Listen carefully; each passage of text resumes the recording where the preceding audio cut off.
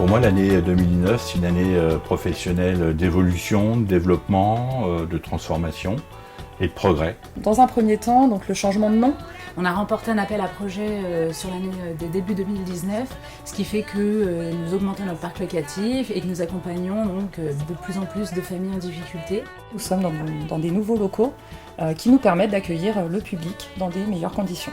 Donc 2019 aura été l'occasion pour le service Alto de développer davantage des actions collectives qui permettent d'appuyer le travail que nous faisons de manière individuelle sur le terrain auprès des familles. L'événement majeur pour le SIAO 78, c'est incontestablement le travail superbe de l'équipe qui a permis à toutes les personnes qui ont été hébergées sur la période hivernale de ne pas retourner à la rue et de disposer d'une place en hébergement ou en logement de manière pérenne. 2019 a vu naître le service de gestion locatif, qui est rattaché à la direction administrative et financière. Donc l'implication des salariés a pu nous permettre d'augmenter le parc locatif de 260 logements. Pour mon service, j'ai eu une nouvelle personne qui m'a secondé, ce qui va nous permettre d'améliorer nos prestations pour nos collègues. Au sein du service RH, donc l'utilisation de Ressia pour optimiser le processus des congés et des absences. Deux principaux avantages. Premier avantage, un gain de temps sur la gestion des congés. Et deuxième avantage, une gestion administrative simplifiée et transparente. Il y a eu énormément de développement et de croissance sur l'année, et ce qui pour nous, les équipes RH, a demandé beaucoup de proximité et d'accompagnement des directeurs, mais aussi être à l'écoute des salariés pour les rassurer dans ce développement. Nous avons mis en place un outil de management. Donc c'est un outil qui nous a permis, avec les équipes, d'évaluer les différents risques professionnels auxquels ils sont confrontés tout au long de l'année. Et par la suite, cela nous a permis de déployer un plan d'action. On a fait un focus sur le socle technologique pour avoir des bases solides pour pouvoir ensuite tirer bénéfice de tout ce qu'on aura mis en place.